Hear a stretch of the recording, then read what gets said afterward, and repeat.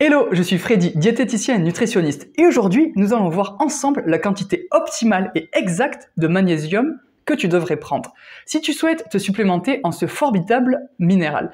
Et reste bien jusqu'à la fin de la vidéo, parce que je parie que tu vas entendre des choses que tu n'as encore jamais entendues nulle part ailleurs. Le magnésium est un minéral miraculeux. Beaucoup de gens ignorent que le magnésium est un antidépresseur naturel. Il aide également à faire baisser la pression artérielle, à perdre du poids, à mieux dormir, et régule l'intestin, évitant ainsi la constipation.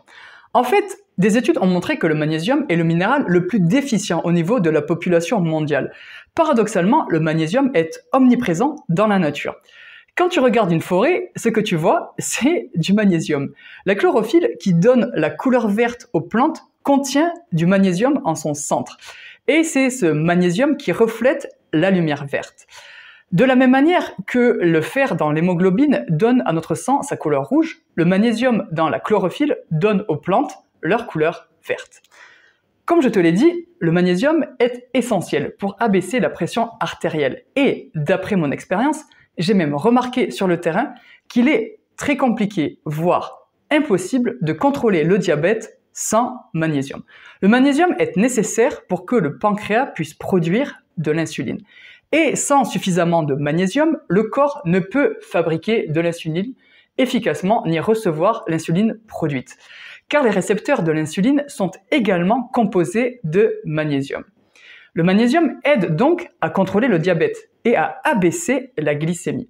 Le magnésium est aussi un antidépresseur naturel et des études ont montré que l'utilisation de magnésium peut être plus efficace que certains antidépresseurs prescrits, bien que cela ne soit pas souvent mentionné, parce que cela ne rapporte pas assez d'argent aux industries pharmaceutiques. Le magnésium aide également à la bonne santé de l'intestin. Lorsque on prend du magnésium, il aide à aller aux toilettes régulièrement, sans besoin d'autres laxatifs. Il contrôle aussi l'entrée du potassium dans les cellules, qui est essentiel pour abaisser la pression artérielle. Alors maintenant que tu sais tout cela, et que tu vas te ruer sur Google pour acheter du magnésium, quelle quantité de magnésium faut-il prendre? La meilleure façon de le savoir est d'augmenter progressivement la dose, jusqu'à atteindre la tolérance intestinale. Cela signifie que lorsque tu prends du magnésium, le corps l'absorbe jusqu'à ce que les cellules soient pleines. Car une fois que ce sera le cas, l'excès de magnésium sera éliminé par les intestins, souvent sous forme de diarrhée légère. Et cette diarrhée indiquera que tu as dépassé la dose que ton corps peut tolérer. Ainsi, tu sauras que ta dose optimale est juste en dessous de celle qui provoque la diarrhée. Quant à la forme de magnésium que je te conseille de consommer, eh bien, il s'agit du citrate de magnésium en poudre, car c'est la forme qui s'absorbe le mieux, selon la littérature scientifique. Pour trouver la dose optimale, commence ainsi par une petite cuillère le soir, puis augmente progressivement la dose jusqu'au jour où tu atteignes le point de tolérance intestinale.